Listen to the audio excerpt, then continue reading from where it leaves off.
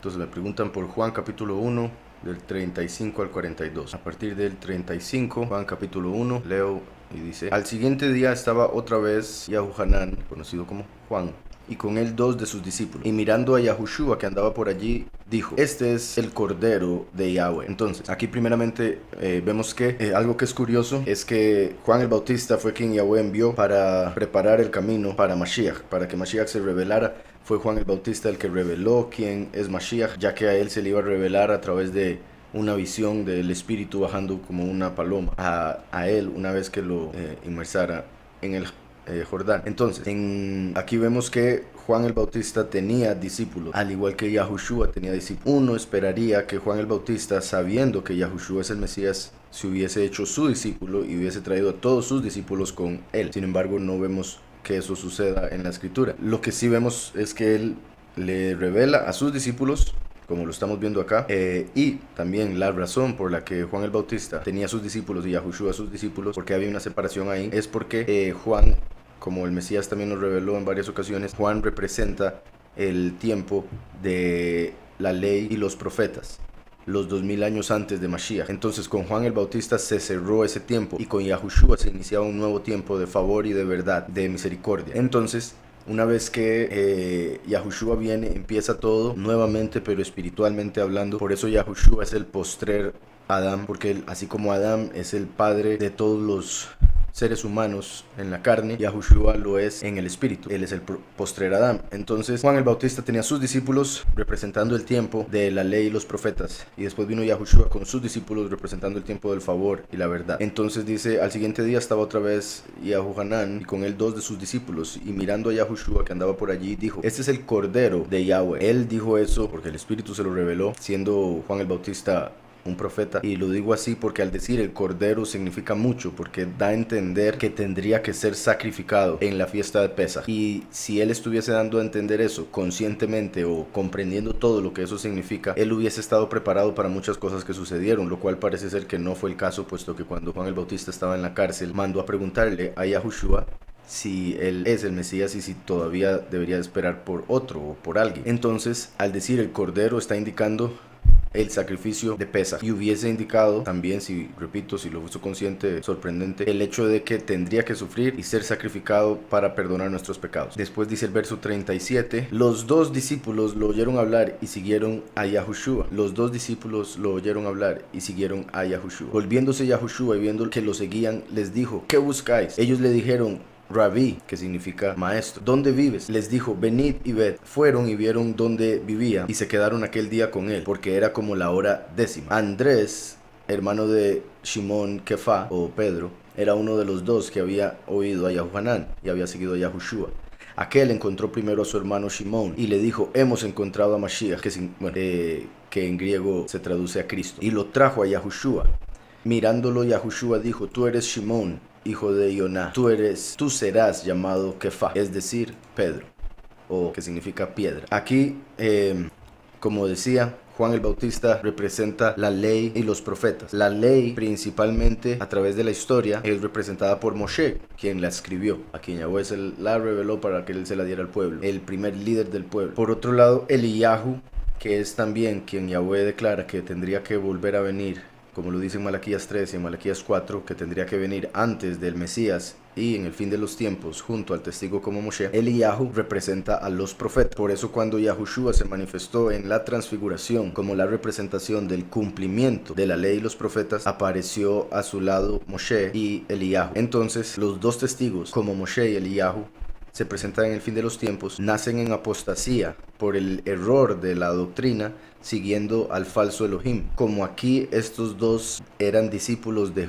Juan el Bautista, que representa el tiempo del falso Elohim, como dije, de la ley y los profetas, antes de que se manifestara Yahushua la verdad. Y como ya he explicado, cuando Yahushua dijo que con la cabeza de Juan el Bautista fue cortada la cabeza de profecía, eso significa que Juan el Bautista representaba un ángel, siendo Juan el Bautista un hombre justo, por supuesto, en lo que respecta al mundo y la carne, como dijo Yahushua, el más grande de los hombres nacidos de mujer. Pero en lo que respecta a los ángeles, representa al ángel que era el más elevado, pero que por su belleza cayó, y representa el hecho de que cuando a Juan Herodes le mandó a cortar la cabeza, se estaba dando en el cielo, como se dice en la escritura: lo que ates en la tierra será atado en los cielos. Se estaba cortando en los cielos el ángel o el poder al que Yahweh le había dado la autoridad de manejar la profecía en este mundo, hasta que vino Yahushua. Digo todo eso porque el hecho de que 2 discípulos de Yahuhanan hayan visto a Mashiach, el Cordero, en este caso dice estas palabras tan claves como el primero, entonces representa como los 2 testigos vendrían en el fin de los tiempos en la doctrina falsa, igual que el resto del mundo, siguiendo o siendo discípulos de uno que no era, pero después a través de la escritura, a través de la letra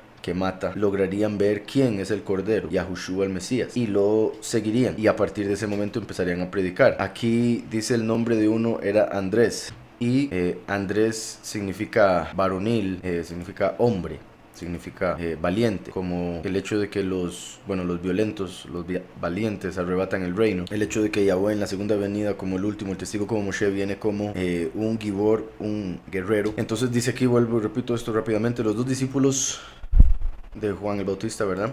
Lo oyeron hablar y siguieron a Yahushua. Volviendo Yahushua y viendo que lo seguían, les dijo: ¿qué buscáis? Ellos le dijeron Rabí, que significa maestro. O sea, lo reconocieron directamente como su maestro. A partir de ese momento, esos 2 hombres dejaron a Juan el Bautista como su líder y empezaron a seguir a Yahushua como líder. Igual que los 2 testigos dejan la doctrina falsa, apenas se dan cuenta de la verdadera y siguen al verdadero Mesías, como dice en Apocalipsis, que siguen al Cordero por donde quiera que va. Les dijo: venid y ved, venid y ved. Esto es interesante porque los testigos solo pueden dar testimonio de algo que han visto, no algo que oyeron, sino algo que han visto. Entonces estos 2 hombres vienen, ellos le dicen: ¿qué buscáis? Ellos le preguntan: ¿dónde vives? Después de decir maestro, Rabí, que quiere decir mi maestro. Repito, lo tomaron como su propio maestro. Dice: ¿dónde vives? Eso es lo que buscaban, como en el sentido espiritual, a la derecha del Padre. Les dijo: venid y ved, como para que puedan ser testigos.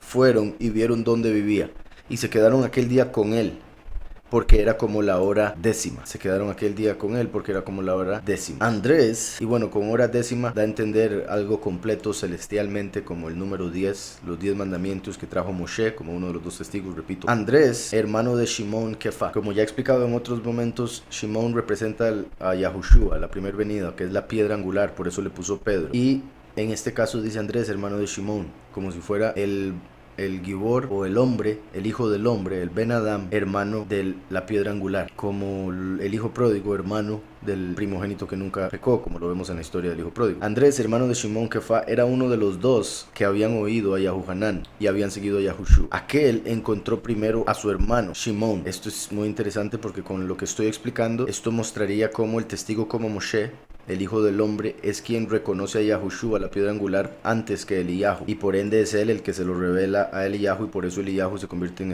hijo espiritual del testigo como Moshe, como ya lo he dicho en otros momentos, y esto lo confirma. Es muy interesante. Aquel encontró primero a su hermano Shimón. El que escucha quiere decir Shimón, que es quien se convirtió en Pedro, que quiere decir piedra. Shimón, el que escucha, así como Yahushua el Mesías, es quien hace que Yahweh escuche nuestras oraciones a través de Yahushua, que es nuestro intercesor. Dice: hemos encontrado a Mashiach, que significa ungido, y lo trajo a Yahushua. Mirándolo, Yahushua dijo: tú eres Shimón, hijo de Yoná, tú serás llamado Kefa, es decir, piedra. Ya expliqué por qué se le puso piedra, representa la piedra angular. El hecho de que es Shimón, hijo de Yoná, hace que se conecte tanto con el primero como con el último, por el hecho de que Yahushua dijo que la señal para la generación malvada, que son tanto la que mató a Mashiach como la al fin de los tiempos, solo se le daría la señal de Jonás. Entonces el primero y el último vienen como Jonás. Entonces aquí también otra forma de verlo, además de como ya todo lo he explicado, y una forma muy similar por si algo. Por el hecho de que solo se nombró a Andrés y a Kefa, se conectarían esos 2 nombres con los 2 testigos. Y aquí donde dice hijo de Yoná, interesante que sería como el hijo de Adán, que es como es representado por la historia de Jonás y es escuchado a través de Yahushua y se convierte en la segunda manifestación de la piedra angular. En ese caso se podría ver este último verso, por si algo. Entonces creo que era hasta ahí nada más. Espero ya haya quedado claro, hermano. ¿Por qué Pablo hace diferencia entre judío y griego en Romanos 2, 9 y 10? Vamos a ver, Romanos 2. Voy a leer primero el verso y después continúo con la pregunta. Romanos 2, 9 y 10 dice: tribulación y angustia sobre todo ser humano que hace lo malo, sobre el Yahudí en primer lugar y también sobre el griego. La diferencia ahí es, bueno, es que lo está diciendo desde antes, habría que leer todo el contexto, pero en sí el punto es que Yahweh, en lo que respecta a la carne, escogió a Israel, a los descendientes de Jacob, para revelar al mundo la verdad que es su hijo Yahushua. Por eso Yahushua tenía que venir de la tribu de Yahudá, de Israel. Entonces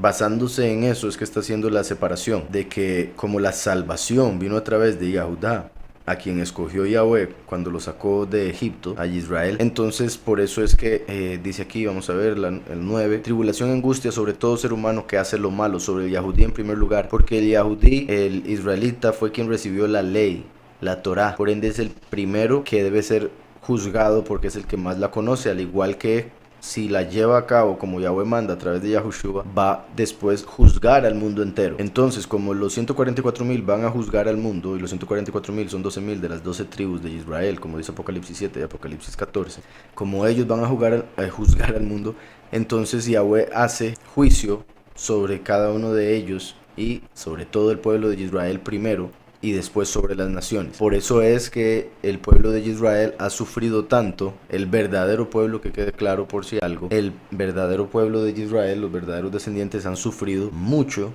desde el inicio de la historia humana. Desde que Jacob empezó a tener hijos, ya Jacob empezó a sufrir bastante, y después sus hijos cayeron en la esclavitud en Egipto, y después todo lo que vino eventualmente, entraron a la tierra.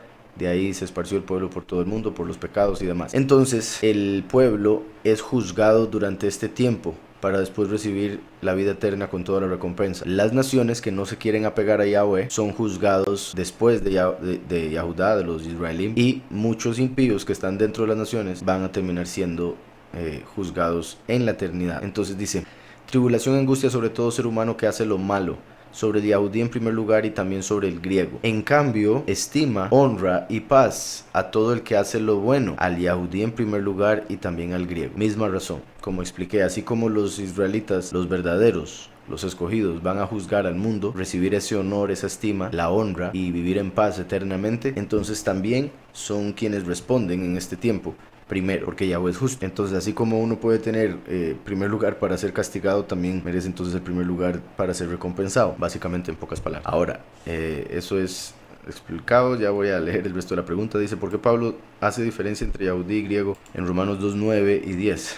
Pero en Gálatas dice que en Yahushua no hay Yahudí ni griego. ¿Será que cuando hablan romanos se refiere a los Yahudí de carne y en griegos de carne? ¿O hay algo que los diferencia? Tal vez doctrinalmente como pocos y muchos. Sí, bueno, por un lado, ya que menciona eso de los pocos y los muchos, en lo que dicen Colosenses, bueno, también en Romanos, de que no hay diferencia entre Yahudí y griego, en Yahushua se refiere se podría decir de los pocos, porque el que confiesa a Yahushua se hace uno con él, el que está en él es Yahudí, punto. Aquí está hablando en el orden de las cosas con respecto a la humanidad, la separación que hay entre el pueblo de Israel escogido en el monte Sinaí, a la par de las naciones que no quisieron seguir la Torá en ese mismo momento, porque según la tradición, al menos, o el Midrash y otros escritos, Yahweh le ofreció la Torá, la ley, a todas las naciones, pero solo el pueblo de Israel la quiso tomar, solo el pueblo de Israel la tomó como debía. Entonces, espero con eso se haya respondido. De Primera de Crónicas, que me habían preguntado acerca de Primera de Crónicas 13 con respecto a el momento en que murió Uza por acercar su mano al arca, por tocar el arca.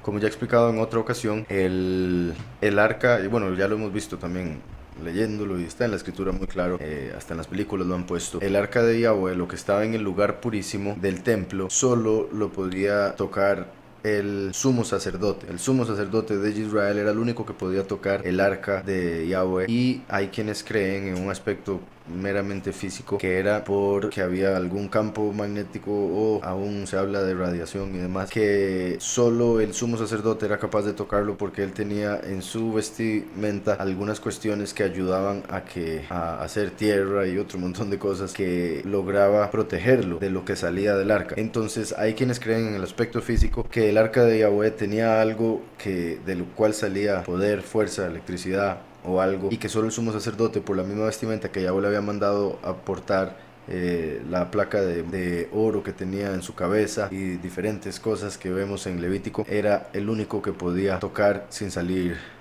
muerto. Sin embargo, hay otros aspectos de la escritura y de la historia que no se pueden, pues, por decirlo así, defender con ese punto, puesto que vemos de muchos sacerdotes que morían por el hecho de estar en pecado, no por no andar algo puesto de la ropa o algo así. Entonces, en pocas palabras, como la presencia de Yahweh se encontraba en el arca, sobre el arca, al menos eso es lo que representa eso en el templo, el hombre que entrase ante el arca o se atreviese a tocar el arca, que es el trono de Yahweh en la tierra, si era un pecador, inmediatamente moría porque es justicia, así de simple. Entonces, si había algún pecado, era en la mayoría de los casos cuando eso pasaba. Aquí no se menciona en esta historia ningún pecado específico de Usa. Sabemos que de fijo, por ser humano, había pecado. No sabemos si en ese momento estaba en pecado, practicando el pecado, no se había arrepentido de algo y por eso sucedió.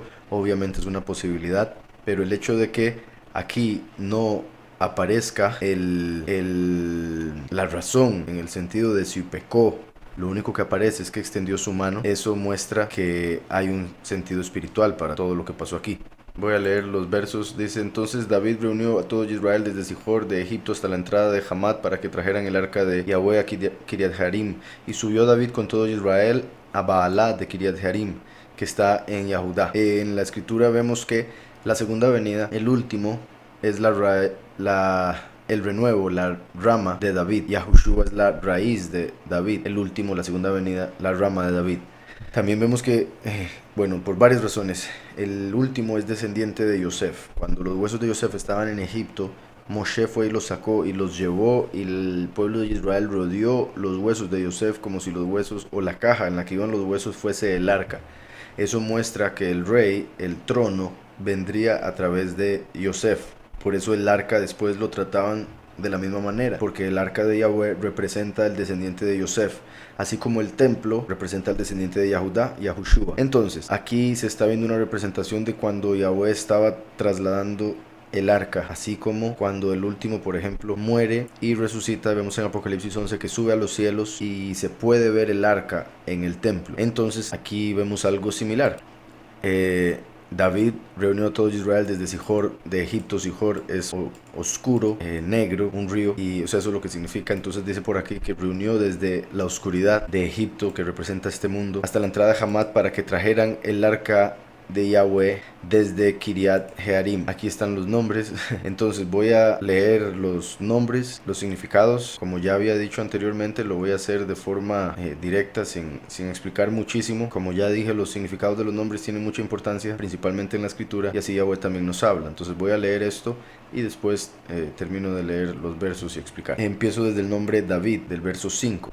Quiere decir amado, es el amado por Yahweh. Yahushua también usa ese nombre para referirse al último. Entonces dice: el amado es el vencedor que reinará como Elohim desde la oscuridad. Eso es interesante porque Yahweh dijo que reinaría, que habitaría en la oscuridad. Y cuando él dice que habitaría en la oscuridad, ese verso de la escritura se refiere a que el arca de Yahweh estaría en el lugar más oscuro del templo. Y eso quiere decir que Yahweh, siendo apartado, y la luz misma se manifestaría en este mundo, que es completa oscuridad. Entonces, por un lado se refiere a manifestarse en el mundo que es oscuridad y tinieblas, siendo él la luz, y por otro lado hace alusión a el arca que estaría en el lugar más oscuro del templo, ambos representando la segunda venida, puesto que la segunda venida viene como ladrón en la noche, o sea, ladrón en la oscuridad, siendo el último el rey, o sea, el trono, el arca en el templo. Entonces, el amado es el vencedor de Apocalipsis 6 y 2 y 3, que reinará como Elohim desde la oscuridad o desde este mundo, la tierra de aflicción que tiene dos límites, como Egipto. Y eso de que tiene dos límites se refiere a este mundo que tiene principio y fin. La fortaleza y la ciudad de la fortaleza. Entonces, esto de fortaleza y ciudad de la fortaleza es Hamat y Kiriat Jearim, que se referiría a, por decirlo de alguna manera, los muchos y los pocos, a Israel y la nueva Jerusalén, a la tierra y el segundo cielo. Entonces, el amado es el vencedor que reinará como Elohim desde la oscuridad en la tierra de aflicción que tiene dos límites, en la fortaleza y en la ciudad de la fortaleza, la nueva Jerusalén. El amado, el vencedor que reinará como Elohim, tendrá una esposa, que es la ciudad. De hecho ahora, y esto confirma lo que decía, ahora había dicho ciudad de la fortaleza, en realidad es ciudad de los bosques, City of Forest, o sea, aparece en inglés, Kiriat Jearim. Entonces, donde dice la fortaleza y la ciudad de los bosques o de los árboles, confirma que es la nueva Jerusalén, puesto que los árboles en Apocalipsis son los 144,000, los escogidos, los pocos, y la fortaleza haría alusión a lo que rodea a esa ciudad, lo que protege, y los que van a rodear a los pocos son los muchos. Entonces después dice: el amado, el vencedor que reinará sobre Elohim, tendrá como esposa la ciudad de los bosques, la ciudad de los árboles, la nueva Jerusalén. Como vemos en Apocalipsis, que la nueva Jerusalén desciende de los cielos ataviada para su esposo, siendo ese Mashiach. El amado, que es el vencedor que reinará como Elohim, tendrá como su esposa a la nueva Jerusalén, la ciudad de los árboles, y será alabada. Así como los 144,000 van a ser honrados, alabados. Después dice, mi padre es noble y es quien da la fuerza a mi hermano. Por un lado, Yahushua se manifestó como nuestro hermano. Por otro lado, Yahushua, el primero y el último, son como hermanos en el sentido de como hermanos gemelos que vienen de una misma semilla, así como los dos querubín que estaban en el arca venían de un mismo bloque de oro, y otro montón de ejemplos que vemos en la escritura. En el hijo pródigo aparecen como dos, el primero y el último. Entonces, interesante que dice aquí, mi padre es noble y mi padre está dispuesto a dar fuerza a mi hermano, que es el amado. Eso sería como Yahushua hablando del último. La raíz de David hablando de la rama de David, que es el amado, el vencedor que reinará como Elohim, como una flecha, o que es una flecha. Curiosamente, el último viene en Apocalipsis como un arco. Se le da un arco. Y si aquí está revelando que él mismo es la flecha, es muy interesante, porque también vemos en la escritura que dice Yahudá es su arco y Efraín sus flechas. Entonces, curioso, el último viene de Efraín y aquí lo llama una flecha y se le da un arco, que al dársele a Yahushua se le da a la tribu de Yahudá, por eso Yahudá sería el arco. Muy interesante, el último viene como la flecha él mismo y se le da un arco, que es el poder de Yahudá, para que pueda enviar su prédica. Entonces, el vencedor que reinará como Elohim es la flecha y tiene la fuerza de fuerzas. El amado con la fuerza hará una brecha en el poder de Usa, que sería básicamente de Azazel, que es el falso Mesías. Y al final dice, el amado viene como siervo de Edom, o sea, vestido de rojo, como príncipe de Roma, como aparece en Daniel 9, que viene el príncipe. Y el último viene, como dice Isaías 63, vestido de rojo, vestido como rey de Edom. Es representado por Job, que era rey de Edom, rey de Bosra, y también como aparece en Daniel. Entonces, en muchas partes de la escritura aparece que Yahweh viene como ladrón en la noche, viene como Benjamín en el sentido que viene como al puro final, el último, y Benjamín lo llamó un lobo, Jacob, en Génesis 49. Entonces la gente lo va a llamar un lobo, lo va a llamar ladrón. Viene vestido de Edom, lo van a llamar gentil, pecador, porque viene vestido de rojo. Viene como Job, como rey de Bosra, príncipe de Roma, como aparece en Daniel 9, etcétera, etcétera. Entonces aquí al puro final dice, el amado es el siervo de Edom, o el que viene de rojo, quien estripa el lagar. Eso es poderosísimo, porque en Apocalipsis vemos que Mashiach estripa el lagar de la ira de Apocalipsis 14. Aquí estamos viendo que el que viene vestido de rojo es porque estripa el lagar. En Isaías 63, Yahweh dice que viene vestido de rojo porque estripa el lagar. Aquí en los nombres, al puro final, en el verso 13 y 14, dice David, Obed Edom, el Hitita y Obed Edom. Los últimos versos. Entonces, eso por nombre sería el amado, es el siervo que viene vestido de rojo para estripar el lagar de las uvas, vestido de rojo. Y ahí termina. Entonces, con los nombres de estos versos por los que me preguntaron, se puede ver la segunda venida claramente y cómo es el espíritu de Yahushua hablando del último como si fuese su hermano, como el hijo pródigo de Lucas 15. Ahora, leo los versos rápidamente y con todo lo que ya he visto y explicado, digo la parte final. Entonces David reunió a todo Israel desde Sijor de Egipto hasta la entrada de Hamat para que trajeran el arca de Yahweh de Kiriat Jearim. Y subió David con todo Israel a Baalá de Kiriat Jearim. Baalá representa su esposa, Kiriat Jearim, la ciudad de los bosques. Subió David con todo Israel, eso sería el último, subiendo con los 144,000 a el segundo cielo, arriba del firmamento, como aparece en Apocalipsis 15, durante la cosecha, que es ya cuando el arca se manifiesta en el templo, como aparece en Apocalipsis 11. Y dice que está en Yahudá, para trasladar de allí el arca de Yahweh, Elohim, que habita entre los querubín, sobre la cual su nombre es invocado, mostrando el poder de su nombre. Por eso el sumo sacerdote entraba una vez al año y confesaba su nombre Yahweh sobre el arca. Y llevaron el arca de Yahweh de la casa de Abinadab en un carro nuevo, como el cuerpo nuevo que reciben los dos testigos en la resurrección. Y Uza y Agio guiaban el carro. Esto en el sentido positivo se puede ver como los dos testigos, en el sentido, y por el hecho de que se mencionan los dos aquí directo, y Uza quiere decir fuerza o el fuerte, que se estaría conectado con Boaz, que quiere decir con fuerza y representa al último, y Agio quiere decir su hermano. Entonces sería el que es como Boaz, que viene con fuerza, y su hermano guiaban el carro, que en ese caso sería entonces como los dos testigos guían al pueblo. En el sentido negativo, Uza está conectado con Azazel, porque es la misma raíz del nombre, y Agio, su hermano, sería Lucifer. En el sentido negativo, vuelvo y repito por si algo. Entonces, Uza y Agio guiaban el carro. David y todo Israel se regocijaban delante de Yahweh con todas sus fuerzas, con cánticos, arpas, salterios, tamboriles, címbalos y trompetas. Como mencioné en Apocalipsis 15, los 144,000 ya van a estar con los dos testigos sobre el firmamento cantando la canción de Moshe y del Cordero. Moshe y el Cordero. Eso, con lo que decía ahora positivo, curiosamente también está escrito: todo lo puedo en el Mesías que me fortalece. Entonces nuestra fuerza viene de Mashiach, Yahushua. Y el último, el hijo pródigo, es su hermano. Entonces aquí donde dice Usa y Agio guiaban el carro, de hecho esto me parece aún más poderoso que las otras dos interpretaciones que también estaba mencionando, que no son incorrectas, pero como ya sabemos, la Torah tiene diferentes niveles de interpretación. Muy interesante, como dije, que era un carro nuevo, como el cuerpo nuevo que recibe el último en la resurrección, pero a pesar de ser un carro, dice Usa y Agio guiaban el carro. Entonces dos llevaban un carro.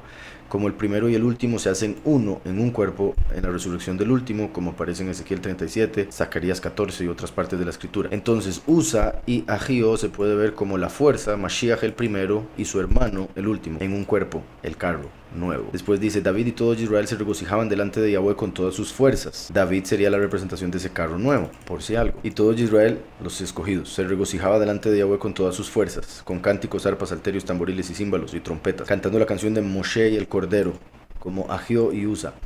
Pero cuando llegaron a la era de Kidón, cuando llegaron a la era de la flecha, Usa, la fuerza, extendió su mano. Curiosamente la mano representa fuerza, la mano de Yahweh es el último, mientras que el brazo de Yahushua, hacia el arca para sostenerla, porque los bueyes tropezaban. Los bueyes, como ya lo he explicado, están conectados con los muchos, personas que lamentablemente están siguiendo sin verificar lo que un falso pastor les enseña. Entonces están siendo guiados al matadero. Por ende son representados por criaturas que son pues dóciles, que son mansos, pero siguen sin tener el razonamiento que tiene el ser humano, que puede verificar por sí mismo y ver la razón y la lógica de la verdad, y por ende seguirla sin dejarse engañar por falsos pastores, lobos vestidos de ovejas y demás. Entonces dice: cuando llegaron a la era de Kidón, de la flecha, Usa extendió su mano hacia el arca para sostenerla, porque los bueyes tropezaban. Los muchos van a tropezar con la doctrina del último, que como ya había dicho ahora, es como Usa, porque viene como Boaz con fuerza. Usa quiere decir fuerza, Boaz con fuerza, y Boaz representa al último, de Ruth, por si algo, del libro de Ruth, representa la segunda venida. Entonces, cuando llegaron a la era de Kidón, muy particular porque es como una mezcla de Gidón, el que se conoce como Gedeón, pero con una kaf, y la kaf en hebreo es la primera letra de Keter, o en sí representa una mano. Por eso curioso que dice aquí: cuando llegaron a Kidón, extendió su mano. También es curioso que la kaf es una corona y es un trono. Entonces es como Gedeón, en el cual se le cambia la letra Gimel por una kaf, y esa kaf es la mano, el poder, puesto que el poder quiere decir Usa, y también es una flecha, refiriéndose al que viene con un arco venciendo y para vencer en Apocalipsis 6, conectado con Gedeón, que se conecta con Armagedón, y con Apocalipsis 6, donde al que viene y se le da un arco también se le da una corona. Entonces como que a Gedeón se le da una corona cuando se le pone ahí una kaf. Entonces, cuando llegaron a la era de Kidón, Usa extendió su mano hacia el arca para sostenerla, porque los bueyes tropezaban. Los muchos van a tropezar con la doctrina, como está escrito: Yahushua es una piedra la piedra angular, pero la piedra angular, para los que no creen, se convierte en una piedra de tropiezo. Entonces los bueyes, los muchos, los que no quieren seguir la doctrina de los dos testigos, van a tropezar con esa doctrina, y el que va a sufrir por ese tropiezo va a ser el último, que es como Boaz, como Usa en este caso, que se manifiesta con fuerza. Entonces, cuando llegaron a la era de Kidón, Usa extendió su mano hacia el arca para sostenerla, porque los bueyes tropezaban. Se encendió contra Usa el furor de Yahweh y lo hirió, porque había extendido su mano hacia el arca, y murió allí delante de Yahweh. Entonces, como el último va a tener que morir por el tropiezo de los muchos, ellos van a estar de acuerdo con que lo maten, y así va a suceder. Va a parecer que desde los cielos cae su juicio cuando lo matan, y por ese supuesto juicio celestial, aunque sí es Yahweh el que permite que lo maten, la forma en que lo van a matar va a ser un milagro falso, que va a ser el falso profeta según Apocalipsis 13. Entonces muy particular aquí como aparece que lo fulminó Yahweh desde los cielos. En el caso de la interpretación negativa que estaba mencionando ahora, en la cual Usa se conecta con Azazel, Azazel es el falso Mesías, Azazel es Abadón. En Apocalipsis aparece que Abadón sale de la quinta trompeta del abismo, y ese es el espíritu que entra en la bestia y en el falso profeta para matar a los dos testigos. Entonces, como ya dije, el testigo como Moshe es el arca.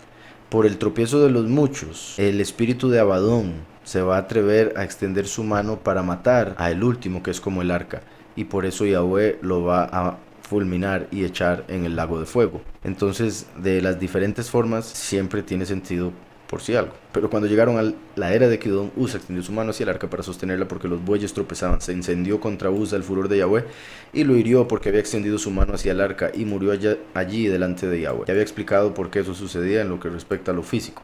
Dice, David tuvo pesar porque Yahweh había castigado a Usa, por lo que llamó a aquel lugar Peretz Usa, que quiere decir la brecha de Usa, o la brecha de la fuerza, la brecha del poder. Eso representa que cuando maten al último va a haber una brecha en el mundo con respecto al poder. Se va a quitar el poder del mundo, que Yahweh había puesto en él y en los escogidos. Peretz, curiosamente, es el nombre de un antepasado de Yahushua, el Mesías. Al decir Peretz Usa, estaría hablando de una brecha a través del que viene con fuerza, a través del último, así como se dio una a través de Yahushua el primero. Y otro montón de cosas se podrían decir aquí, pero bueno, continúo. Por lo que llamó a aquel lugar Peretz Usa hasta el día de hoy. Y David temió a Yahweh aquel día y dijo, ¿cómo he de llevar a mi casa el arca de Yahweh? Y no trasladó David el arca a su casa, a la ciudad de David, sino que la llevó a casa de Obed Edom, representando lo que decía que en la segunda venida, que es como el arca, que es como Boaz, y curiosamente a Boaz en Ruth capítulo 4 se le dice que Yahweh haga su casa como la casa de Peretz. Entonces qué curioso que aquí con respecto a Usa, que representa al último y representa a Boaz, se le conecta también con Peretz, confirmándolo de que es como Boaz. Entonces se llevó la casa a la casa de Obed Edom, mostrando como el último, que es como Boaz, con fuerza se manifiesta vestido de rojo, siendo el arca de Yahweh, el que estripa el lagar de la ira. Por eso, Obed Edom el Geteo. Y después dice, el arca de Yahweh estuvo 3 meses en la casa de la familia de Obed Edom. 3 meses. Los dos testigos mueren, sube el último como el arca de Yahweh a los cielos, y a partir de ese momento se dan 3 años y medio más. 3 años, como los 3 meses. El arca de Elohim estuvo 3 meses en la casa de la familia de Obed Edom. Y bendijo Yahweh la casa de Obed Edom y todo cuanto tenía, como los 144,000 van a ser sustentados por esos 3 años y medio en el lugar preparado. Espero con eso haya quedado claro. Yo he escuchado de algunos estudiosos de las escrituras que Usa significa fuerza humana. No es revelación mía, sino que lo he escuchado. O sea, significa fuerza. Ahora, si es específicamente humana, pues sigue siendo fuerza, aunque obviamente entiendo lo que es el aspecto negativo de esa fuerza. Está escrito que maldito el hombre que confía en su fuerza y que confía en el hombre y que pone en sus fuerzas, en su carne, su confianza. Igual que serán malditos los que ponen su confianza en Azazel, pensando que es la fuerza celestial, siendo simplemente la fuerza de su propia fe, de su propia carne, la que crea sus ídolos. Digo eso porque, como dije ahora también, Usa está conectado con Azazel. Azazel quiere decir fuerza del poderoso. Sin embargo, si esa fuerza solo está conectado con fuerza carnal, entonces claramente estaría mostrando una fuerza carnal que se va a hacer pasar por el Todopoderoso, y ese sería el falso Mesías, confirmando que es Azazel.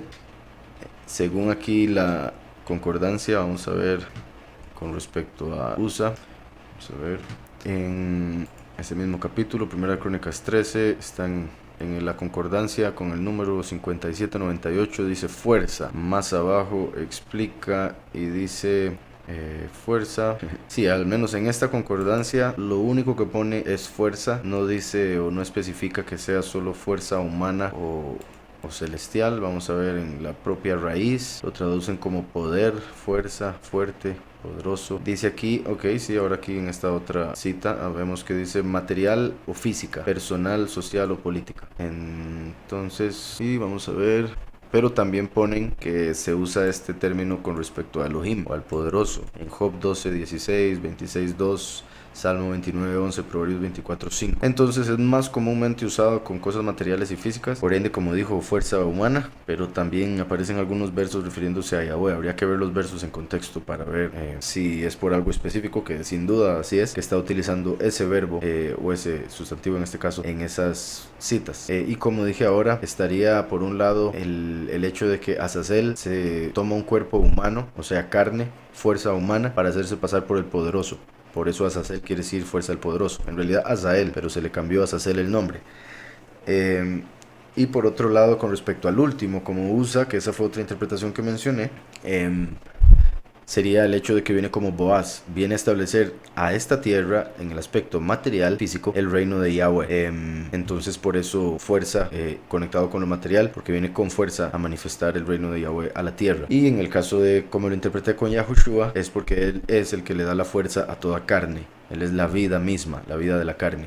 Entonces espero ahí ya, ahora sí haya quedado claro.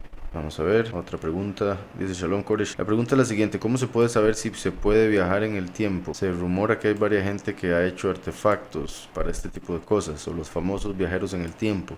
¿Será que el Sheol devuelve almas a la tierra a nacer de nuevo y que estas personas tengan algún recuerdo o suceso? Ok, con respecto a esto último, que es lo que normalmente se llama reencarnación, hay un montón de historias que muestran, y repito, con puras historias se puede ver que esto es una realidad, aunque mucha gente lo quiere negar por el cristianismo, que sacaron la creencia de reencarnación que existe en el judaísmo. Yahushua, siendo un yahudí, habría hablado en contra si fuese que esa hubiese sido una doctrina errada del judaísmo. Los cristianos la sacaron en el catolicismo específicamente, pero en la escritura sí vemos que hay personas, y en realidad en el judaísmo se habla de que todas las personas, aunque hay algunos que han venido por primera vez en esta generación y ya serían las últimas almas que Yahweh preparó para la historia humana, pero según también en la escritura vemos Nuevo y Antiguo Testamento, las personas pueden volver al mundo después de haber muerto. Siempre me mandan un verso de Hebreos donde dice que está establecido que el hombre muera una sola vez y después de esto el juicio, para decir que entonces la reencarnación no existe. Pero están viendo ese verso fuera de contexto, puesto que en ese caso también habrían contradicciones con Lázaro, que resucitó y tuvo que volver a morir, y otras personas que resucitaron en tiempos pasados y murieron. Eso quiere decir que vivieron dos veces, murieron dos veces, y ahí dice que solo una vez. Tras de eso también está escrito que hay dos muertes. La segunda muerte es en el juicio final. También está escrito que hay un juicio final, entonces eso quiere decir que hay otros juicios. Por ende, donde dice que está escrito que, o está establecido que el hombre muera una sola vez y después de eso el juicio, con solo decir una sola vez ya sería una contradicción con el hecho de que hay dos muertes. Ya hay que llegar a entender eso en contexto, vuelvo y repito. Y con el hecho de que dice después de esto el juicio, habría que ver cuál juicio, puesto que hay uno final. Eso quiere decir que hay otros previos. Ese verso por ende no se puede usar para ir en contra de la reencarnación, mientras que hay otros versos en la escritura, muchos, que se pueden usar para defender la reencarnación. Pero vuelvo y repito, hay muchas historias también que muestran que hay niños que vienen sabiendo la historia de otras personas, de otros países, que estuvieron casados, tuvieron hijos y todo lo demás, y ellos mismos dicen haber sido esas personas. Entonces, y lo han comprobado sus familiares para tratar de quitarle la idea al niño y cosas así, y se dan cuenta después que era todo verdadero. Eso con respecto a esa pregunta. Lo otro, famosos viajeros en el tiempo, no sé si se refiere a personas que salen por internet diciendo que viajaron en el tiempo o que vienen del futuro para avisar de algo que va a pasar. En realidad yo no he visto alguno hasta el momento que me parezca real, sinceramente. Es un tema que en realidad sí me gusta mucho, sí me interesa bastante. Con respecto a si se puede viajar en el tiempo, Yahweh al ser humano lo puso, le dio la posibilidad de viajar en el espacio, pero no en el tiempo. El espacio y el tiempo son una misma realidad, una misma entidad, dos partes diferentes, así como el hombre y la mujer son uno. El espacio es la mujer, el tiempo es el hombre. Entonces, así como uno puede viajar en el espacio, con eso me refiero, así como en un cuarto uno puede ir de un lado a otro, por otro lado el tiempo, estamos pegados, atados al presente, viajando siempre de el pasado al futuro, pero pudiendo solo percibir y disfrutar, por ponerlo así, el presente. Y eso es para que se cumpla lo que se tiene que dar, para que haya testimonio a través de las obras de los seres humanos, para que en el juicio final, como hay un juicio final, tiene que haber un final a ese tiempo que Yahweh determinó. Por ende tiene que haber un límite para que el hombre no pueda andar para atrás y para adelante. En todo caso, siempre va a haber un final del tiempo. Por más que viaje en el tiempo hacia atrás, en algún momento va a tener que llegar al fin, porque siempre, vuelvo y repito, al haber un principio, que es en Génesis, hay un final. Y de hecho, bueno, ya que me hizo esta pregunta, en Apocalipsis vemos que, bueno, a la bestia se le va a dar mucha autoridad. Esa bestia aparece en Daniel como el cuerno pequeño, y en Daniel 9 dice que se le va a permitir tener poder sobre los tiempos. Hay una interpretación que es la más, pues, lógica, por decirlo así, la más clara y que ya se ha dado, y es el hecho de que cambiaría la importancia del Shabbat al domingo, el hecho de que cambiaría el calendario hebreo verdadero a un montón de calendarios falsos, y el gregoriano hoy en día para las masas y el judío para el de Heilel para los judíos. que ambos están mal. Entonces el hecho de que tendría autoridad y se le daría autoridad por 42 meses para cambiar los tiempos, eso indica lo que acabo de mencionar, pero hay quienes creen, y es una posibilidad, de que la bestia, el Satanás, a través de la bestia, a quien le da autoridad en este mundo, intentaría cambiar el tiempo, poder, ¿cómo lo puedo poner? Sí, de alguna manera hacer un cambio en el reloj para volverlo infinito o hacer que no llegue al final, que no se acabe, de tal manera que no llegue el juicio. Sin embargo, si esto es así y se cree que lo están tratando de hacer con el colisionador de partículas en CERN, también que ya han tratado de hacerlo en el pasado con otros experimentos, el experimento de Filadelfia, que más o menos tuvo que ver también con esto, y teletransportación y otras cosas, pero se ha dicho que sí se han probado cosas según teorías que dio Einstein y otras personas, y digamos, la teoría en sí dice que si uno pudiese ir a la velocidad de la luz, el tiempo se detendría, y si uno pudiese ir más rápido que la velocidad de la luz, podría entonces viajar en el tiempo, escoger a cuál parte del tiempo ir. Esa es como una teoría, repito, la han tratado de poner a prueba de otras maneras, puesto que el que la carne o algo material pueda llegar a esa velocidad es muy difícil, imposible en sí, en teoría. En el colisionador de partículas están haciendo que partículas, lo más pequeño que pueden de materia, empiece a colisionar con otras partículas para tratar de llegar a la partícula más pequeña, pero hay quienes creen que quieren abrir un portal a otras realidades, ya sea a otros tiempos de la historia o a otros mundos, y se cree que eso es lo que va a abrir la puerta del abismo de Apocalipsis 9, de la quinta trompeta, cuando sale Abadón, que se cree es el que les ha estado dando mucha información para que hagan el portal a través del cual él va a salir. Por eso es que en el colisionador de partículas hay un montón de cosas, de símbolos conectados con Abadón, el destructor. De hecho, Shiva, la diosa de la destrucción, está en la entrada del colisionador de partículas, y sí, es el dios hindú, el destructor, Shiva. Además de eso, si llegasen, de hecho, o sea, si algunos creen que con el colisionador de partículas ya cambiaron algunos detalles del pasado, que quizá no han viajado personas, pero sí han podido cambiar detalles, ya sea mandando mensajes o quién sabe cómo, hay diferentes teorías, y que hay quienes creen que han cambiado algunos detalles de la realidad, y de ahí lo de la historia del efecto Mandela, lo que llaman el efecto Mandela. Pero bueno, como yo menciono en una canción, de hecho, si eso fuese cierto, si en Daniel en realidad se refiere no solo al calendario, al cambio del Shabbat y al domingo, sino también a que podrían hacer un cambio en el funcionamiento del tiempo, en el reloj de la creación misma, puesto que Samael es el que está conectado con el tiempo como Cronos. Entonces eso querría decir que los ángeles, queriendo evitar el juicio que Yahweh determinó y convenciendo al hombre para que vaya en contra de Yahweh, y por ende trate de evitar también su propio juicio, lo llevarían a estropear el reloj, de tal manera que se acabe el tiempo y se cumpla el apocalipsis a través de las propias obras de los hombres, haciéndole caso a los ángeles caídos, en vez de como la mayoría de la gente lo piensa, que es Yahweh muy malo o esto y lo otro, y por eso es que todo se va a venir para abajo y todo va a ser destruido. Hay otro montón de gente que piensa, la mayoría en realidad, que como él es tan bueno no va a hacer juicio y no va a matar a nadie. Pero como sabemos, un montón de asesinos que hay en el mundo, montones de ladrones, y con eso me refiero a todos los dueños de los bancos que tienen a un montón de naciones en pobreza, toda esa gente tiene que pagar, y por eso Yahweh, que es justo y la justicia es parte de su bondad, de su amor, de su poder, se tiene que manifestar. Entonces el apocalipsis se va a dar, lo sorprendente es que se va a dar por las obras de los hombres, y una posibilidad es el hecho de que se le permita al ser humano, por conocimiento oculto que le dé un ángel, el poder travesear el tiempo mismo hasta llegar al punto de estropear lo que mantiene esta realidad funcionando de la manera que ha estado hasta el momento. Entonces, espero ahí con eso haya quedado un poco claro. ¿De dónde vienen las costumbres católicas de cantar y repetir cosas como el novenario, así como el rosario? En pocas palabras, son costumbres paganas que en el catolicismo se agregaron para poder hacer que los paganos se agregaran a la religión católica. Entonces mezclaron la verdad con un montón de mentiras, volviendo esa religión completamente una falsedad, una representación de Babel, que quiere decir confusión, por eso llamada en Apocalipsis la gran ramera de Babilonia. Eso de cantar, pues bueno, la costumbre de cantar viene de toda la vida en realidad, pero no sé, o sea, cantarle al Todopoderoso es algo normal, es algo común, es una forma de alabanza. Ahora, la forma en que ellos lo hacen con cantos griegos y otras cosas tiene que ver con diferentes tonalidades y canciones, vuelvo a lo mismo, paganas. Lo de repetir cosas, esos son como mantras, eso se hace en muchas religiones paganas porque piensan que lo espiritual es como una computadora, es como un mecanismo que con repetir algo ya se obtiene algo, en vez de entender que Yahweh es alguien con quien uno puede tener intimidad, puede tener una conversación, debe buscar esa intimidad y buscar conversar, no repetirle cosas, como si fuese una computadora que solo se le pone un password y ya, o algo así.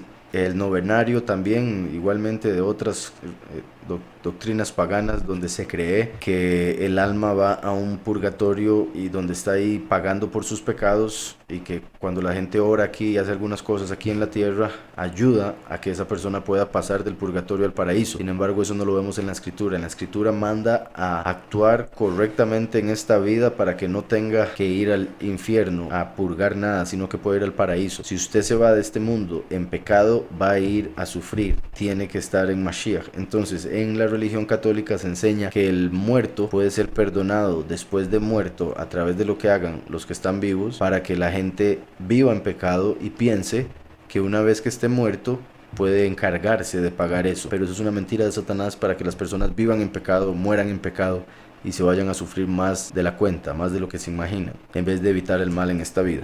El rosario igualmente también en el hinduismo se usa y es una herramienta para no perder la cuenta de las repeticiones que se hacen de esas oraciones que no sirven para nada. Vamos a ver por acá. Dice Cores, ¿las computadoras cuánticas tienen alguna relevancia en cuanto a sus predicciones? Me imagino que se refiere a lo de la escritura. Y sí, es muy posible. De hecho, se dice que las computadoras cuánticas es algo bastante interesante, muy sorprendente lo que están haciendo con esas computadoras y cómo, bueno, Google y otras compañías están hablando de que están a la vanguardia en esto y que tienen computadoras que pueden hacer en un par de minutos el trabajo que a una computadora normal de hoy en día, poderosa, le tomaría años. Las computadoras cuánticas se dice que hay gente que, bueno, las personas que las han utilizado dicen que ellos hacen preguntas y se les devuelven las respuestas y punto, que no saben de dónde vienen, no están preguntando de dónde vienen, y hay quienes están llamando estas computadoras cuánticas ouijas tecnológicas o sí, una ouija computadora, porque lo que están haciendo es comunicándose con entidades de otras realidades y eso es lo que las hace cuánticas, y esas otras entidades les están dando mucha información a través de esos aparatos que llaman computadoras cuánticas, resolviendo problemas que antes no se podían resolver con años de una computadora trabajando, por ejemplo, a eso me refiero. Se dice que mucha información que están utilizando para poner a prueba en la supuesta ciencia, la están obteniendo de ese tipo de computadoras. Se conecta mucho con lo que hablaba ahora del colisionador de partículas, y es muy posible que al final la imagen de la bestia, puesto que hay una computadora, no es cuántica, pero no dudo que la vuelvan cuántica muy pronto, porque, bueno, es una computadora que está en un edificio que es como de 3 pisos el edificio, la computadora misma, y le llaman la bestia. Se cree que esa va a ser donde va a estar toda la información de todos los seres humanos, y a cada ser humano se le va a poner una marca, un chip que va a estar conectado con esa computadora. El falso Mesías, la imagen de la bestia, estaría directamente conectado y controlaría completamente esa computadora. No dudo en lo absoluto que eventualmente esa computadora llegue a ser cuántica eventualmente, porque estaría directamente relacionada también hasta en espíritu con el falso Mesías, la imagen de la bestia. Y sí, como les digo, son como ouijas hechas computadoras para hablar directamente con espíritus de otras realidades. Ellos simplemente consideran que son computadoras demasiado rápidas que son capaces de responder preguntas. Vamos a ver, dice, bueno, sí, creo que con lo que le dije se responde. Sí considero que va a estar conectado con la marca de la bestia que aparece en Apocalipsis, que se da en los últimos 3 años y medio, y que va a estar conectado con la imagen de la bestia, que es el falso Mesías, puesto que todo eso también se conecta con lo que están llamando ahorita, ¿verdad?, inteligencia artificial. Tomar esta. Sí, en Lucas 16:16 dice que los profetas llegaron hasta Juan en un canal de unicitarios que les refutan. Me imagino que es que les refuté sobre las profecías de su profeta William Marion Branham. Dicen que están vigentes los profetas. Me refutan los unicitarios el texto de Lucas 16:16 con Hechos 11:27, 28, Efesios 4, 11, 12 se contradicen las Sagradas Escrituras, me pone, porque si en Lucas 16 dice eso y luego más adelante en esos textos aparecen. Ok, voy a leer los textos y voy a explicar. Las Escrituras no se contradicen. Lo que sucede, como siempre digo por acá, como lamentablemente la gente tiende a no leer bastante, solo leen pedacitos, tienden a sacar de contexto la Escritura constantemente, y eso es lo que pasa en estos casos. Ahora, las supuestas profecías de ese hombre sí son falsas. Si estoy pensando en el mismo, o sea, si es el que usted dice es el mismo que tengo en mente, pues sí, son profecías falsas. La Escritura habla de que saldrían falsos profetas, pero si saldrían falsos profetas, quiere decir que también habrían verdaderos profetas, porque Yahushua dice: tengan cuidado de los falsos. Eso quiere decir que hay que seguir a los verdaderos, si es que los hay. Vemos que habrían demasiado pocos, que la mayoría son falsos. Toda la historia ha sido así. En Lucas 16:16 dice: la ley y los profetas llegan hasta Juan. Eso yo lo expliqué ahora temprano, de hecho, y con la explicación que di no sería necesaria la pregunta, pero creo que o no la escuchó o tal vez no hizo la conexión. Leo el verso y explico rápidamente. La ley y los profetas llegan hasta Juan el Bautista. Desde entonces es anunciado el reino de Yahweh y todos se esfuerzan por entrar en él. Al decir la ley y los profetas, en hebreo es HaTorah ve-Nebim. La Torá y los profetas, o sea, los escritos. La ley son los primeros 5 libros de la Escritura: Génesis, Éxodo, Levítico, Números y Deuteronomio. Los profetas son Isaías, Jeremías, Ezequiel, etcétera, etcétera. Entonces, la ley y los profetas llegan hasta Juan. Ahí Yahushua estaba diciendo que el Antiguo Testamento, que el tiempo de la ley y los profetas, refiriéndose al tiempo en el que se cumpliría lo que ahí estaba escrito, llegaba hasta Juan el Bautista. A partir de Yahushua había un nuevo comienzo para absolutamente todo, pero no quiere decir que ya la ley haya sido abolida o que ya la Torah no importa, porque en ese caso entonces los 10 mandamientos no importarían y otro montón de cosas. Eso tampoco quiere decir que los profetas ya no existan. El espíritu de profecía, según Apocalipsis, es el testimonio de Yahushua. Entonces, si una persona dice que Yahushua es el Mesías, está profetizando. Lamentablemente para mucha gente, profecía solo significa adivinar, decir algo que va a pasar en el futuro, y eso no es lo que quiere decir profecía. Profecía es profesar, básicamente, profesar que Yahushua es el Mesías, hijo de Yahweh, la verdad, que murió y resucitó por nuestros pecados. El espíritu de profecía es el testimonio de Yahushua, dice Apocalipsis 19, y por otro lado, la Escritura dice que Yahweh dejó 5 ministerios. Uno de esos ministerios es el de profeta. Entonces Yahushua, a través del espíritu de verdad, da profecía, da a las personas profecía.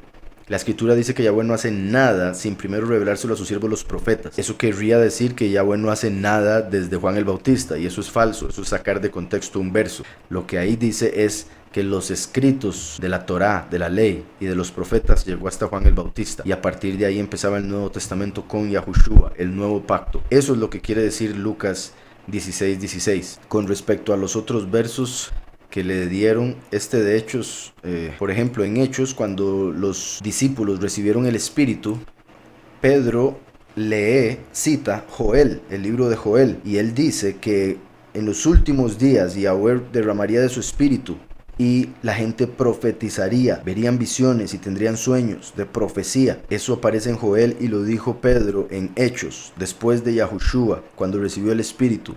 O sea, hay más posibilidad de profecía hoy en día que antes de Yahushua. Claro, por la falta de fe del mundo, por la apostasía, hay menos profecía que antes, pero hay más posibilidad porque Yahweh hizo disponible ese espíritu una vez que Yahushua murió y resucitó a través de la fe en él. En Hechos 11, 27 al 28 dice: en aquellos días unos profetas descendieron de Jerusalén a Antioquía. Unos profetas, muy buen punto, ahí está, profetas. Y levantándose uno de ellos llamado Ágabo, daba a entender por el espíritu que vendría una gran hambre en toda la tierra habitada, la cual sobrevino en tiempo de Claudio. Ahí vemos que sí había un profeta. Y yo ya mencioné otros versos, tanto de Hechos, Joel y otros escritos. Y voy a leer de Efesios para cerrar, que de hecho yo creo que este es uno de los que mencioné. Efesios 4 del 11 al 12. Dice: y él mismo constituyó a unos apóstoles, a otros profetas. Estos son los 5 ministerios: apóstoles, profetas, a otros evangelistas, a otros pastores y maestros, a fin de perfeccionar a los apartados para la obra del ministerio, para la edificación del cuerpo de Mashiach. Entonces, unos de los que están en la congregación son profetas. Ahora bien, esto muestra que hay que tener mucho cuidado, porque si hay verdaderos profetas, habrían falsos profetas. Por eso hay que tener cuidado con los falsos profetas, y para eso hay que estudiar la escritura, para que ningún falso profeta lo engañe, porque ese hombre está engañando gente, porque la gente no conoce la escritura o no conoce el espíritu de verdad. Entonces, con un espíritu de error está engañando personas, y cuando una persona viene y no conoce la escritura, es cuando más fácil cae ante ese tipo de personas, falsos profetas. Dice, ¿sabes algo de ese profeta William Marion Branham? Como le dije, me suena familiar. Voy a ver para ver si es el que yo digo o el que creo. Sí, ya me han hablado de él y de la religión o el movimiento que él empezó. Pero sí tendría que ver así como las específicas profecías que dijo para entrar en detalle de por qué considero que son falsas. Dice que dijo que somos hijos de la serpiente que embarazó a Eva, y que en 1977 sería la llegada del Mesías, otra profecía sin cumplir. Ok, con solo esa profecía, ahí está. La escritura dice que si alguien dice estar hablando en nombre del Todopoderoso y dice algo que no se cumple, a menos de que haya dado una cláusula como Jonás, que dijo si se arrepienten no pasa, ese sería un falso profeta. Entonces, si él dijo que la venida del Mesías sería en 1977 y no sucedió, es porque es un falso profeta. Y eso de que dijo que eran hijos de la serpiente, tal vez él, aunque obviamente una vez que el hombre pecó, se puso ante la serpiente como hijo de, como peor que eso, esclavo de. Dice Darwin, Corres, ¿puedo explicar Deuteronomio? Vamos a ver esto y después vamos con un poco de música, toda la que me pidieron ahí. Explicar Deuteronomio 28, 58 y 59.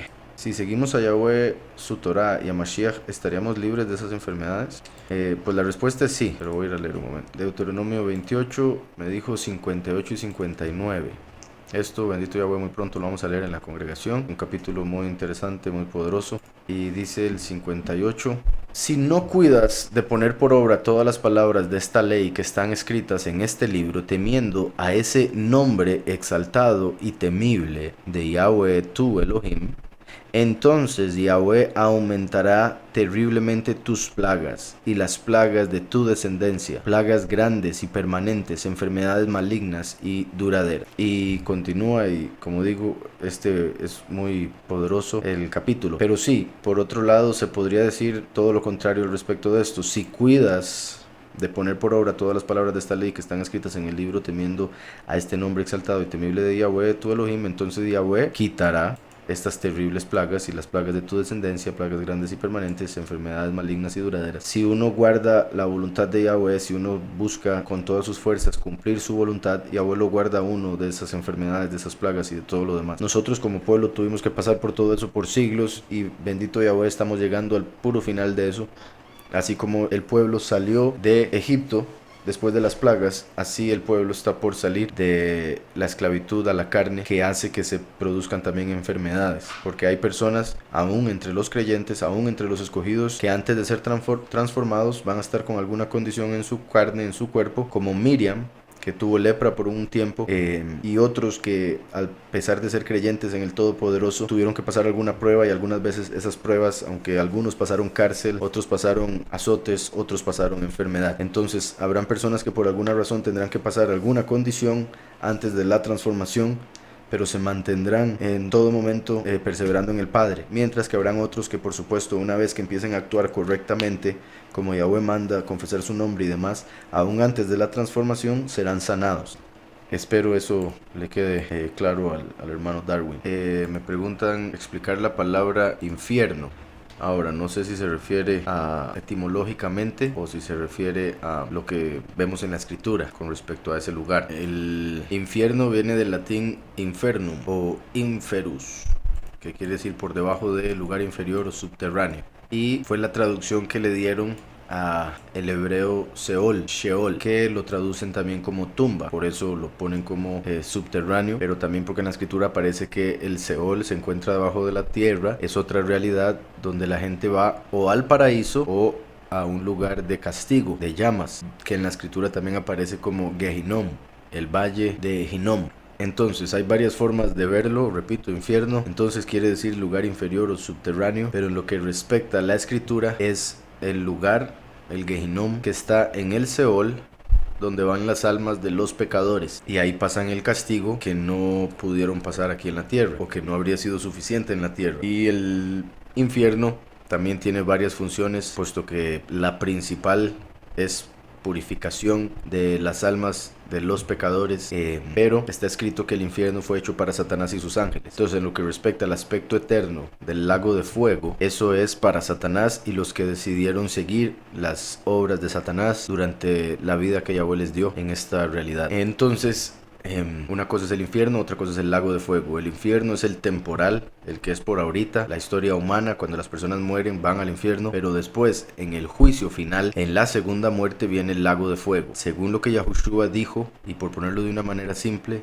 del infierno se puede salir, pero del lago de fuego no. Yahushua dijo que el que es puesto en cárcel no puede salir de la cárcel hasta que pague el último centavo de la fianza. Entonces, y en ese aspecto estaba hablando del infierno. Entonces, también, como he hablado, en la escritura vemos la reencarnación como un aspecto de la misericordia del Padre, tanto así que el impío se le permite volver al mundo 3 veces más después de la original, y después de la que sería la 4ª vez de estar en el mundo, si sigue haciendo lo malo, como las maldiciones generacionales hasta la 4ª generación, se le corta por completo. Y es ahí donde también se sacan el judaísmo. Los impíos que van al fuego terminan de pagar por sus pecados en ese fuego, en ese sufrimiento. Se les permite volver a entrar para rectificar, mejorar, y que tengan una segunda oportunidad, tercera y cuarta oportunidad de entrar al reino de Yahweh, siendo eso parte de la misericordia del Padre. Pero vuelvo y repito, por eso es que hay 2 muertes, una temporal, otra eterna. Hay 2 juicios, uno después de la primera muerte, otro después de la segunda, uno antes de la segunda muerte, puesto que una vez que se le juzga como impío es que muere eternamente. Entonces hay 2 muertes, hay 2 realidades de castigo, uno temporal y otro eterno, el infierno y el lago de fuego respectivamente. Entonces espero eso quede claro. Vamos a ver, dice por acá Koresh, se dice que el edificio 666 que compró Jared Kushner en Wall Street es donde se está planeando lo del chip. Ok, no he leído nada directo. O sea, no dudo que Jared Kushner pueda estar planeando algo con respecto al chip, pero en sí que se haya estado planeando ahí originalmente lo veo difícil, tendría que leer la información. No he leído nada al respecto. Dice por acá Sarita Koresh, estando en esta fecha, octubre 31, y sabiendo que esa celebración nace de los celtas, Hasatán, ¿qué hace específico en esta celebración? ¿Esto es dar hijos a Moloch? Sí, esa es una de las cosas que se hacen. De hecho, es por eso que, según las estadísticas que se han hecho, al menos en Estados Unidos, no he verificado de ningún otro país, pero en Estados Unidos, cuando llega el mes de octubre, se pierden más del doble de la cantidad de niños que se pierden en los otros meses. Lamentablemente, eso es porque Halloween es uno de los principales días festivos de los que adoran a Satanás y los que hacen rituales satánicos, que matan animales y que llegan hasta el punto de matar niños, que viene siendo como el mayor sacrificio en esas cosas. Entonces hay muchos que en la fecha del 31 sacrifican criaturas, ya sea animales o seres humanos, para servir a su Dios, que se podría decir que es pues obviamente lo peor que hacen en estos días, y que es más común de lo que la mayoría de la gente piensa, lamentablemente. Por eso es bastante ilógico que la gente lo celebre, que mande a sus niños a celebrarlo, y que una de esas formas de celebrarlo es que los niños vayan a tocar las casas de los extraños, muy particular. Entonces, vamos a ver, sigo por acá. Wilmar dice, Koresh, ¿qué dice la palabra sobre el matrimonio? ¿De verdad es posible estar el resto de la vida junto a una sola persona? Sí, de verdad es completamente posible. Si se está en el Todopoderoso, si ambos están en el Todopoderoso, sí. Debería no solo ser posible, debería ser fácil, en el sentido de por el amor que Yahweh pone en ambos, aunque el amor es sufrido y van a haber uno que otra aflicción en el camino o a un pleito, por decirlo así, no, de verdad, en el sentido de que no se lleguen a llevar en algún momento de la vida o tener un confrontonazo de opiniones, ¿verdad? Me refiero. En sí, si Yahweh está en la relación, Yahweh se encarga de que se pueda percibir un poco del paraíso en el matrimonio. Entonces, si hay amor, sí es posible. Lastimosamente, si Yahweh no está, porque Yahweh es amor, si solo uno de los dos ama, ese que ama es el que va a pasar sufriendo si continúa toda la vida. Y si no continúa sufriendo toda la vida por ese amor, eventualmente se terminaría por la falta de amor, repito. En hebreo, ish, beisha quiere decir hombre y mujer. La primera palabra tiene una yud, la segunda palabra tiene una hey, que son las dos letras principales del nombre Yahweh, lo que los rastas llaman Yah, la yud y la hey. Entonces, cuando un hombre y una mujer están juntos y tienen a Yah en sus corazones, van a recibir un poco del paraíso. Pero si quitan a Yah de sus corazones, están quitando la yud y la hey de ish, be, isha.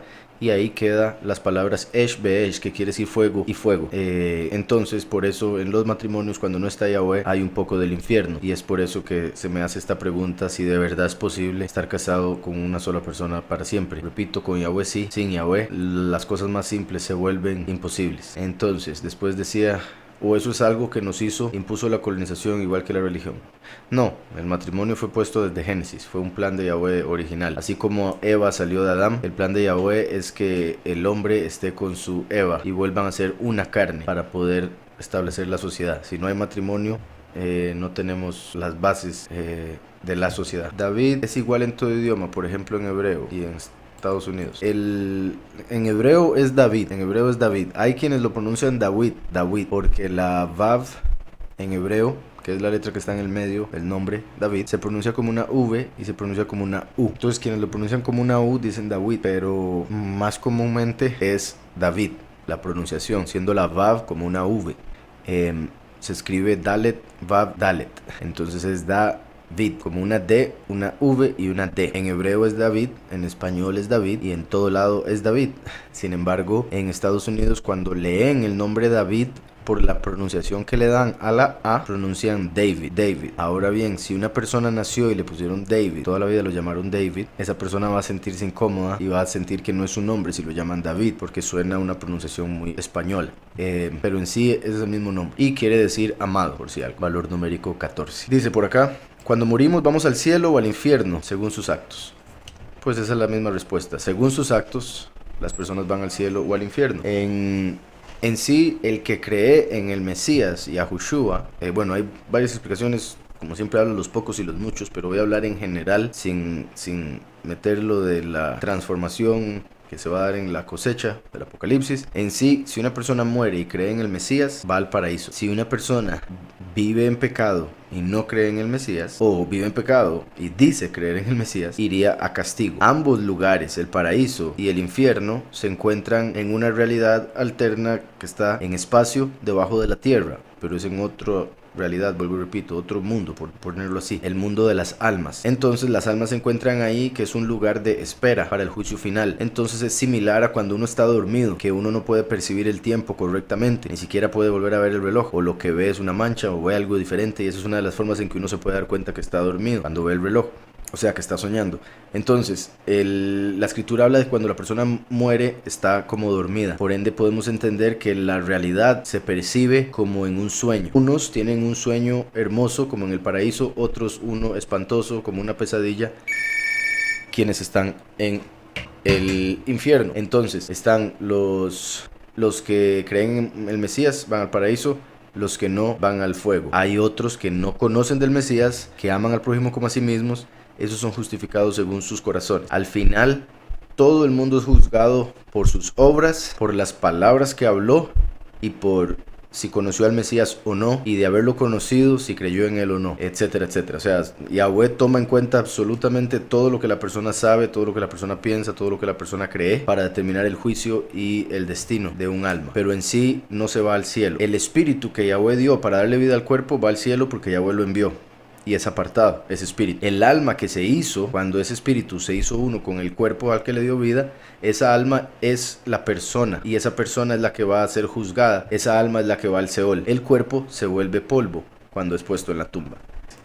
¿Podría explicar qué pasa después de la muerte? Creo que con lo que acabo de explicar en la otra pregunta, Kendall, creo que ya se respondió. Espero así sea. Pero en sí, vuelvo y repito rápidamente. La persona muere, el espíritu que le dio vida va al cielo, el cuerpo va a la tumba y se vuelve polvo. La persona en sí, esa personalidad con memoria y todo lo demás de lo que hizo en la tierra y la que tiene que responder por cada obra y cada palabra, esa alma va al Seol, que es debajo de la tierra, otra realidad de las almas. A como esta realidad es de los cuerpos vivos de las criaturas, de la materia, la otra realidad de las almas. En esa realidad se va a un lugar como espera, que es como del estar dormido en un sueño.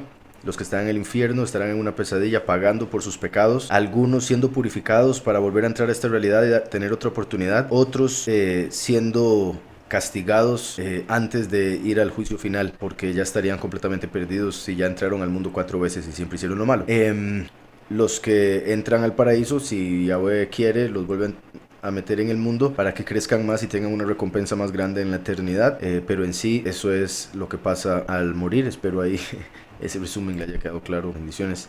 Dice por acá Koresh, saludos y bendiciones. Ahora que hablaste de los rastas, quisiera saber tu opinión respecto a la ganja. ¿Está mal consumir de la planta? Esta pregunta me la han hecho casi que en el 50% de los programas me la hacen, creo yo, si no más.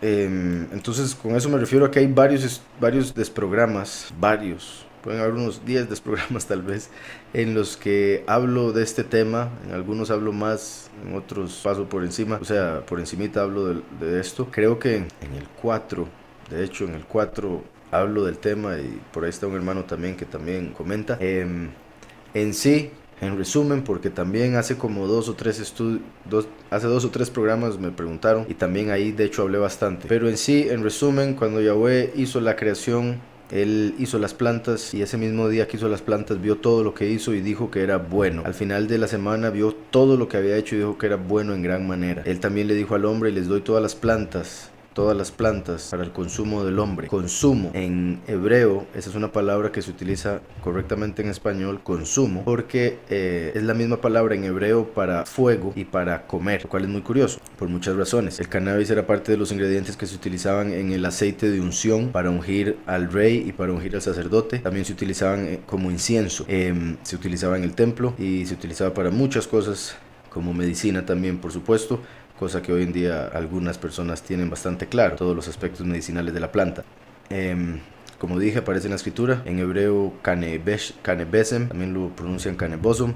En el Nuevo Testamento vemos que Pablo habla de que todo es puro, pero para el que piensa que algo es impuro, para él lo es. Entonces, si alguien piensa que la planta es mala, si esa persona hace algo con esa planta, va a estar pecando, va a estar errando, porque ya en su corazón se está condenando a sí mismo. Pero todo lo que Yahweh hizo es puro, está escrito en Génesis, en todo el resto de la escritura, también en Corintios, donde dice que todo me es lícito, mas no todo conviene, todo me es lícito, mas no todo edifica. Entonces depende si edifica en el sentido, como acabo de decir, es medicinal. Entonces, en la vida de cada persona, según lo que la persona entiende y no entiende, según su fe y demás, así es como va a tener, por decirlo de alguna manera, unos lentes específicos para ver esa planta, y dependiendo de eso es que va a ser juzgada. Ahora, juzgando la planta según lo que dice la escritura, es completamente buena y medicinal, entonces no está mal.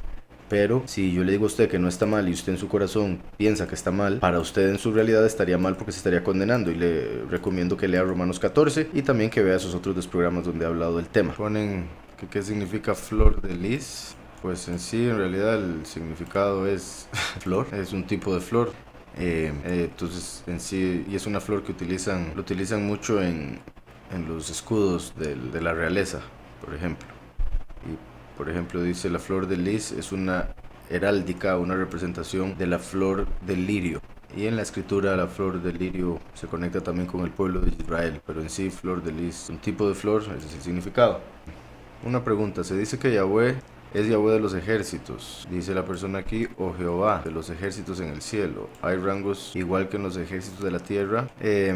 Bueno, es Yahweh de los ejércitos. Jehová es la perversión del nombre, quiere decir aquí la ruina. Ahora, sí, aparece Yahweh Sebaot, es como aparece en hebreo. Sebaot quiere decir ejércitos o de los ejércitos. Y sí, en esos ejércitos hay rangos, de la misma manera que los hay en los ejércitos terrenales. Al igual en los ejércitos de los demonios, en los ejércitos de los ángeles, en todo. O sea, en realidad la creación es una representación de lo espiritual. Entonces el ejército mismo de esta realidad tiene conexión también con la forma en que se dan los rangos en el cielo. Dice por acá: buenas noches, ¿cómo sabes que el segundo sello es una guerra si lo que dice es que quita la paz para que se maten unos a otros? Porque la paz es el antónimo de la guerra, y en lo que respecta a lo espiritual, por ejemplo, el frío no existe, es simplemente la ausencia de calor. Por ende, la guerra es la ausencia de paz. Por eso la escritura, que habla en positivo, dice que ese jinete, ese espíritu, se le permite quitar la paz del mundo.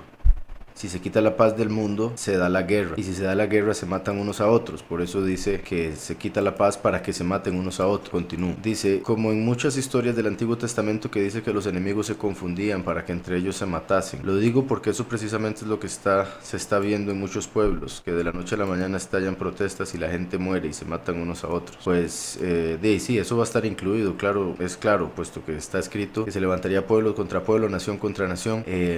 Eso tiene que ver no solo guerras entre países, sino también guerras civiles, guerras dentro de los países. Entonces están incluidas esas protestas que se han dado, que se están dando en Latinoamérica, por ejemplo, que me imagino es a lo que se refiere, pero en realidad la cantidad de muertos que se dan en esas protestas no se compara con la cantidad de muertos que se dan en una guerra mundial. Espero ahí con eso quede claro. Vamos a ver. Dice Corish, ¿cómo evitaría la marca de la bestia cuando el nuevo orden mundial lo obligue a ponerse el chip?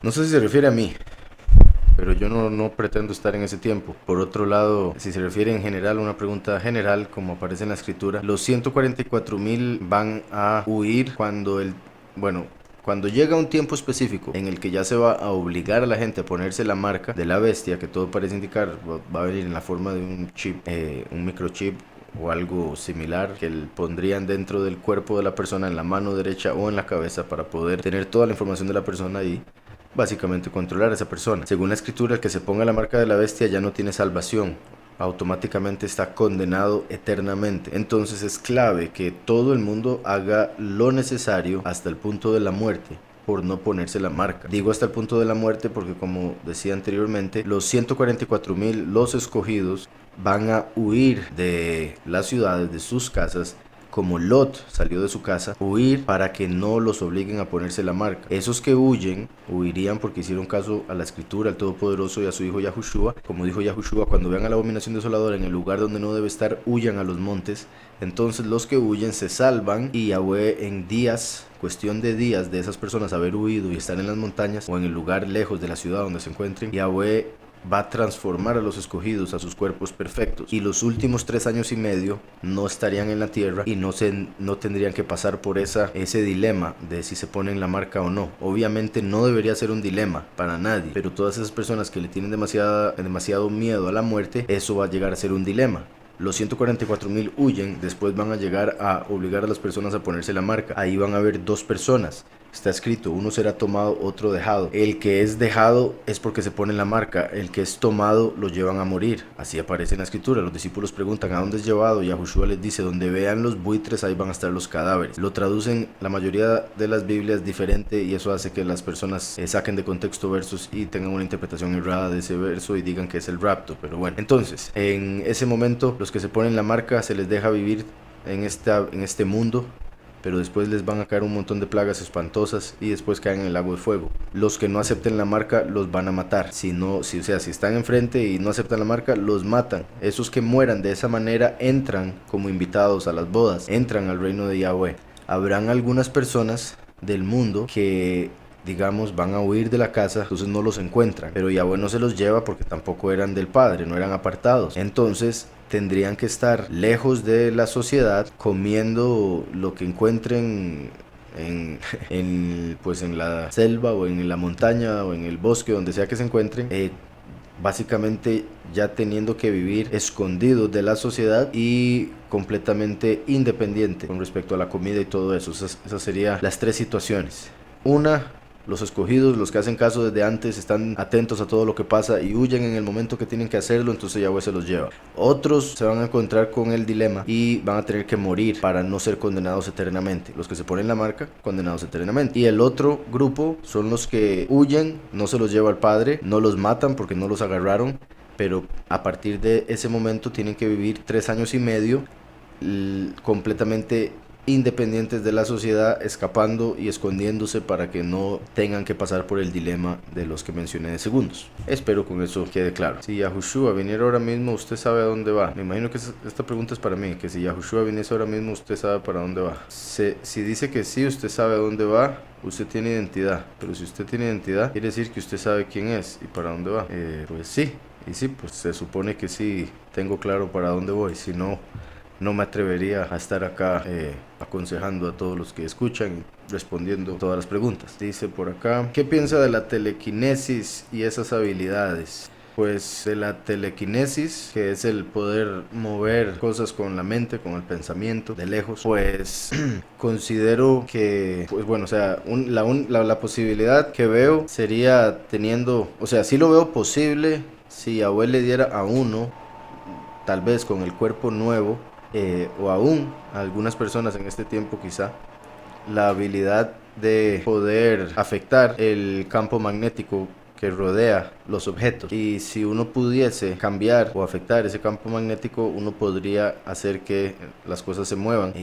Entonces sí lo veo posible. Ahora con este cuerpo difícil, pero sí posible en la otra vida. Por otro lado, hoy en día, repito, o sea, como lo veo posible, no, sí sería sorprendente para lo físico, pero en sí no tanto, porque sí creo que sea posible si lo viese en persona. Nunca lo he visto, pero por otro lado también sí considero y sé, y en la escritura también se menciona de personas que tenían la capacidad de elevarse, o más bien de ser elevados por otros espíritus. Entonces hay personas que han dado su alma a demonios o espíritus malignos, y son esos espíritus los que mueven las cosas o los levantan a ellos para hacer pensar a la gente que tienen un poder celestial o que son especiales, o digamos que tienen telequinesis, cuando en realidad es un espíritu el que mueve las cosas y ellos dicen estarlo moviendo con su mente. Entonces hay gente que puede hacer eso con demonios. Sí lo considero posible, como lo mencioné, con lo que hay en la naturaleza, como el campo magnético, pero principalmente sería de mucho cuidado una persona que lo pueda hacer y para qué lo use, porque muy seguro tendría que ver con algo espiritualmente negativo,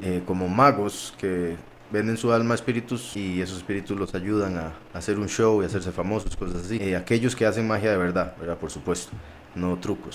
Ahora, telequinesis también está, por otro lado, el poder leer la mente, que también lo considero posible. De eso sí, no sé cómo decirlo, pero sí he tenido una que otra experiencia interesante. Por eso sí estoy seguro que sí se puede percibir lo que está en la mente de otra persona. Pero también, por ejemplo, Yahushua tenía la capacidad completamente de percibir lo que está en los corazones de las personas. Por ende, si tenemos a Yahushua, él nos puede dar esa capacidad también. Pero por otro lado, hay gente que con espíritus que conocen al ser humano de una manera muy clara, muy profunda, pueden estudiar y ver un montón de cosas, signos de las personas, para saber si están mintiendo o no, o conocer sus vidas, su pasado, en cuestión de instantes, de segundos, y por ende decir cosas que pueden deducir, y que las otras personas lleguen a sentir o pensar que les están leyendo la mente o el futuro en algunos casos. Otras preguntas, dice, me preguntaba cuántas posibilidades pueden haber de que el 3 de noviembre próximo la élite alta de masones monten un ataque de falsa bandera en Seattle, según las señales que se han venido dando. Sí, es una buena pregunta, también lo he estado pensando, o sea, lo he tenido presente, de hecho, hace un par de días, no me acuerdo ni por qué,